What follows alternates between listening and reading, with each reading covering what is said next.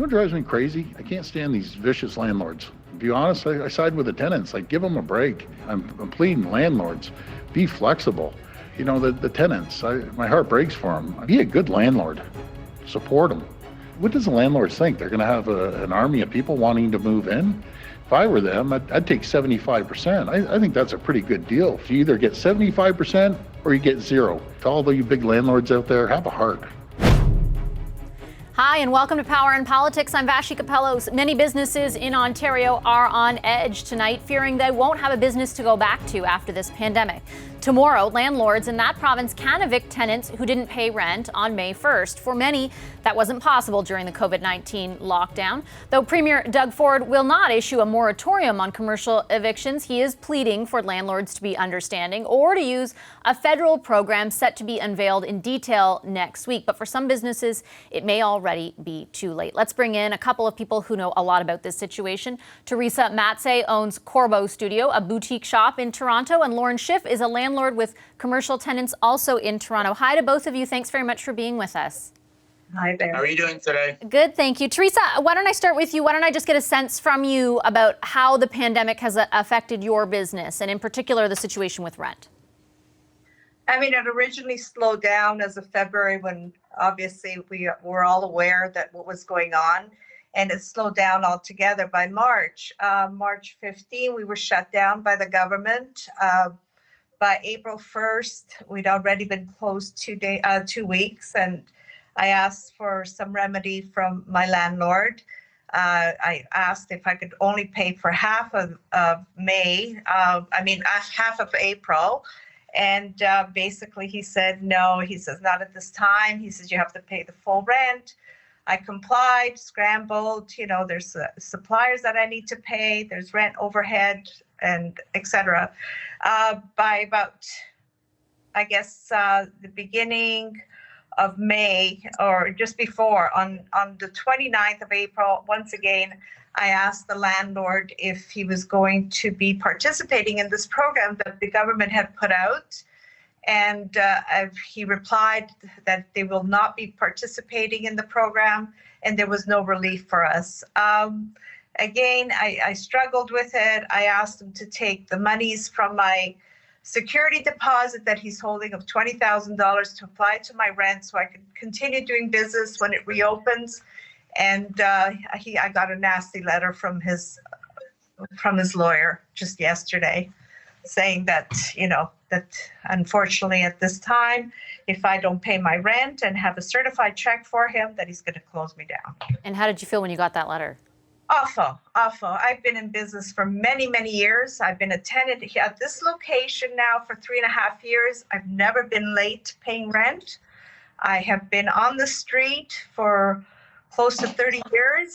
And I've got a very good reputation, both with landlords and also with my suppliers. And this is killing me. This is not the way I wanted to go out.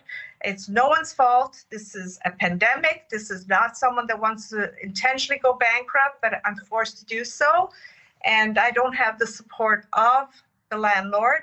And he could have helped out because realistically, I said he could defer it till later time. And until we get back to work, there's no money to be had. We've been shut down by the government. It's been 2 whole months today, and there's no revenue coming in. And we're not an online store, unfortunately. We're not prepared for this. So having said that, my hands are tied, and I have there's no remedy for me.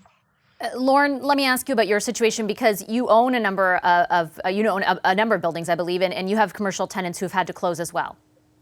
We do. We have a variety of different tenants, and we've actually worked with all of our tenants. One of the challenges I found initially with the announcement of this program on April 24th, which was 3 weeks ago today, I got every single one of my tenants said, okay, let's do this program. A bit frustrating on our behalf that there's actually no program in place yet. Mm-hmm. I called CMHC today, who are apparently going to be administering this program. They too don't have any of the details. Said, look for more next week. That's a challenge. So we really don't have an answer for our tenants. As far as their program goes itself, once it's announced, as it's been described, with 50% paid by the governments, a combination of Ontario here and the federal government, 25% rent forgo by the landlords, and 25% paid by the tenant. We will work with each of the tenants, and if they comply with sort of the requirements, we'll work with them and have that program for the 3 months. Yeah, I'm glad you highlighted that, because I have heard from a lot of landlords who were short on the details. They were getting the same messages from their tenants, basically being asked, are you going to do this? Can I on May 1st, and because it was announced just before May 1st, on May 1st, can I give you a quarter of the rent? And of course, landlords at that time, and still today, as you point out, Lauren, have no idea exactly the particulars. Apparently, those details are coming next week. Do you think that'll make a big difference to you? Absolutely. Once we have it, one of the other big portions of it that was on the CMHC website was that everyone will have to sign an agreement for the 3 months, which is rent relief versus deferral. So it's not of that 25%. Is that going to be a standard form that everyone uses the same, so everyone's treated the same? And that would be really important for us. We don't want to have to be drawing up new forms and new agreements for all of our tenants. So that will be important. Did your landlord, Teresa, indicate to you why he didn't want to participate in that program? No, was it because of a lack of detail, or just it was a flat no? It was a flat no. We are not participating in this program, and that was written maybe, and I have it in writing from him, and that is 3 times I was shut down and basically said, no, we're not we also have bills to pay. I mean, he just had no interest whatsoever. Now, whether he has another tenant in place, I don't know. I mean, he's not being very cooperative. Now, there are other tenants that he's a landlord to. I mean, they're bullied into paying rent. I mean, these are young entrepreneurs that obviously have a future in, their livelihood, and they're, bullied, and they're scrambled to be paying their rents because they too have not been working. So having said all that, I mean, it's very difficult to do business when there's no business to be had because we're shut down. So let me ask you a question, because we do cover the political aspect of this on this show as well. And I had the Finance Minister of Ontario on yesterday, and I heard the Premier being asked about this again today. Rent is a provincial jurisdiction. They're participating in the program that Lauren was discussing, but they have chosen not to issue a moratorium on commercial evictions, something that we have seen Nova Scotia and New Brunswick do. Do you think that would be a good idea? Do you ask that of the provincial government? What's your message to, Doug Ford tonight? Of course. I mean, all this helps for sure. I mean, we're allowed to open as of Tuesday because we're on the street and we're not in a mall. So, but there's a ton of things that we need to do before we open up on Tuesday. And that is, we have to set there. You can't have, you have to have doors on your change room. You have to have a plastic shield for the cash area. You can only let so many people in at a time, which all makes sense. I mean, we're all trying to practice safety during these times. But at the same time, with our landlords, if he could, if they could just put a halt on things until things get a little bit better, we could maybe remedy and save some of the, the landscape of Yorkville is going to change for the worse, because realistically, there's a lot of small independents like myself that have serviced people for many, many years. I've been around in Yorkville now for 43 years, and some of my clients, I'm looking after them and their grandchildren even. That really ages me, but I still love and am very passionate about what I do, and this hurts me. It really does. Lauren, I don't want to go out this way. This is not the way I do. Understandably so. Lauren, your message to the government tonight, if they're listening, both provincial and federal? So our message is that let's get this program in place, active, and work quickly. Let it be very efficient. As I mentioned before, make sure there's one form that we're all working with, so we all aren't scrambling around. But efficiency and timing is the key to all of this. So both landlords and tenants will see this work properly and quickly. Okay, I really appreciate both of you making time for us this evening, and I wish you both the best during all of this. Thanks very much to Teresa Matse and Lauren Schiff. Far too many Canadians have lost their jobs because of COVID-19. as our economy gradually reopens, wherever we can do so safely. We need you back. So this morning, I can confirm that we will extend the Canada Emergency Wage Subsidy by another 3 months to the end of August. Business owners, please take confidence from this announcement. You now have some runway to catch your breath as you get restarted. So please, bring back your employees. Over the next month, we'll work with business and labor stakeholders on any adjustments that might be needed. One of the things we'll be looking at is the 30% revenue decline threshold for eligibility. As businesses start up, needing a decline shouldn't be a barrier to growth. As businesses prepare to reopen right across the country, the federal government is making its emergency wage subsidy available for longer. It was originally supposed to run until June. Now it'll be offered until the end of August. The program covers 75% of a worker's wage up to a maximum of $847 per week per worker.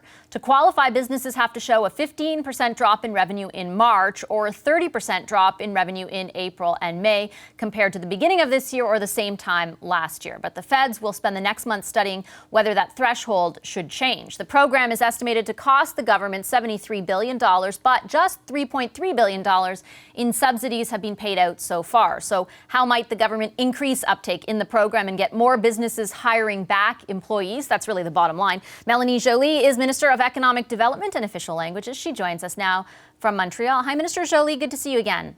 Good to see you again, Vashi. Minister, I want to ask you about the wage program, but first, we were just speaking with a commercial tenant as well as a commercial landlord, and they're pretty worried about some of the deadlines right now, and they're particularly interested in the federal commercial rent program that was announced back at the end of April. Ontario Premier Doug Ford said today he expected the details of that program officially to come out next week. Can you confirm that will be the case?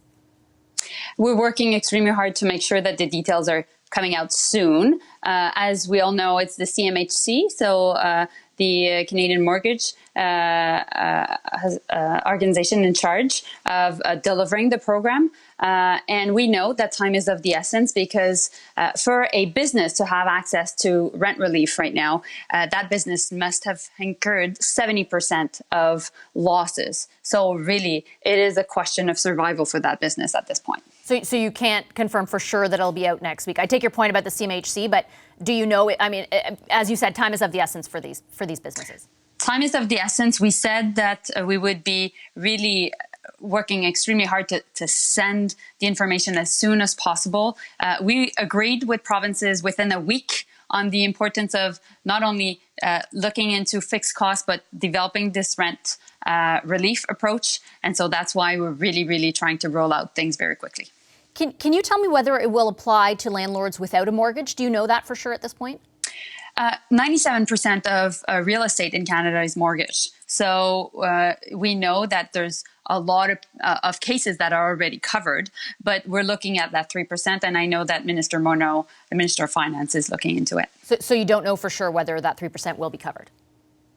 We're working on making sure that can be the case, but we're still looking at the details of it. When might you have that answer? I'm only asking because I've heard from a number of those people within the 3% who are curious and their tenants are asking them whether they'll qualify. When will you be able to provide an answer? Well, what I'm hearing really on the ground is that people can't wait to get the rent relief. And so I really hope that landlords that have tenants that are incurring 70% of decrease in their revenues have access to the rent relief. And I think that's the big question. And I'm happy to see that provinces such as New Brunswick and Saskatchewan are taking the lead on this. And I'm happy to see that also Premier Ford is taking the lead on this as well. How is he taking the lead? Well, I think that there's moral persuasion to make sure that landlords go ahead and do it. Because we came up with the issue of fixed costs by making sure that there's a wage subsidy that is there, so that can cover wages, which is an important part of businesses' fixed costs. But in certain sectors, such as manufacturing, hospitality, sometimes there are other costs that are really important, including rent. And so by having the wages and the rent, then you can really, really help businesses to survive. Because what I'm seeing on the ground, and I've been doing a lot of phone calls and Zooms, because now it's a That's the way we communicate with chambers of commerce and businesses. The reality, a lot of businesses are in survival mode. So we need to make sure that they have access to the programs. Respectfully, the reason that moral persuasion is being utilized right now is because those landlords and those tenants don't have actual details of the program that the provinces and your government is offering, nor have the majority of provinces put a moratorium, including Doug Ford's, on commercial evictions. So I don't really know how moral persuasion is something to be lauding right now.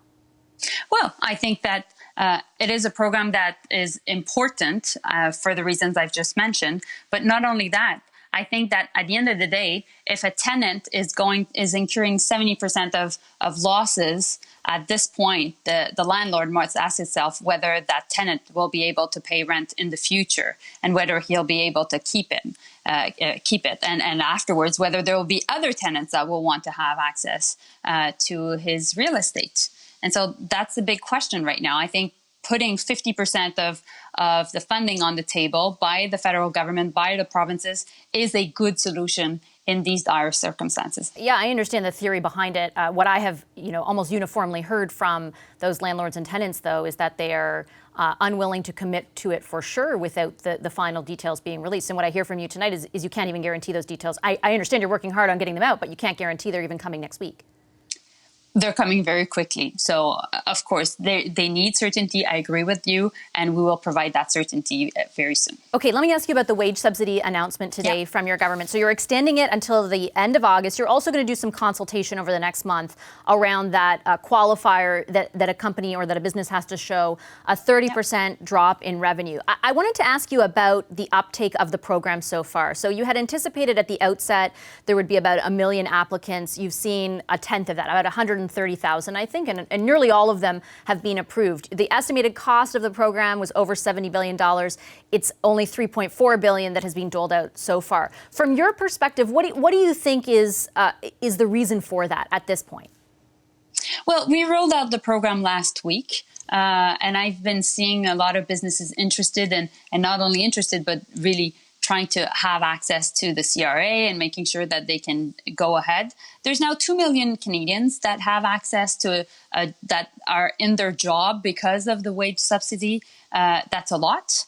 And we want to make sure that more businesses have access to the wage subsidy. I think the fact, Vashi, that we're going ahead and making sure that it is now available until the end of August will bring a certain form of certainty, particularly in sectors that are seasonal, including, for example, the tourism sector, which I'm also in charge of.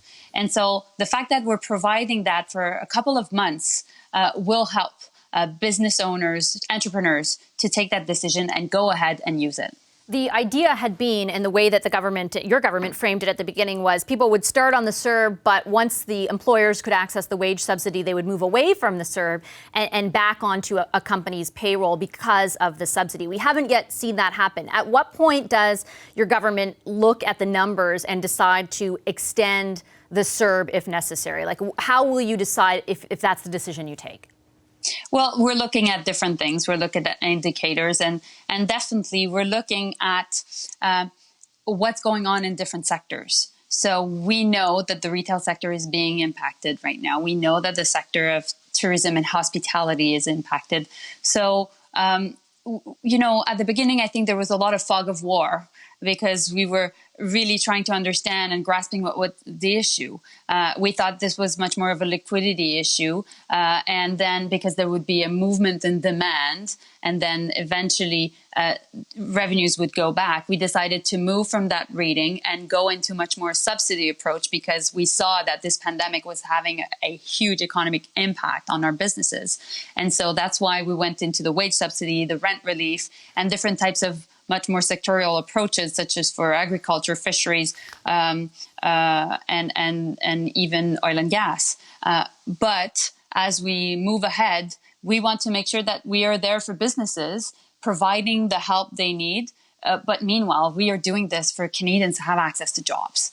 And we want to make sure that we extend the wage subsidy to do just that, make sure that employers can provide certainty also to their employees by re-engaging them and just basically improving and continuing their operations. Okay, I'll leave it there. I'm out of time. Thank you very much for your time this evening, Minister Joly.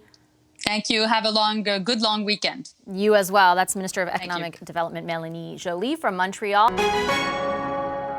Hi, I'm Vashi Capellos, host of Power in Politics. See more of our show by subscribing to the CBC News channel or click the link for another video.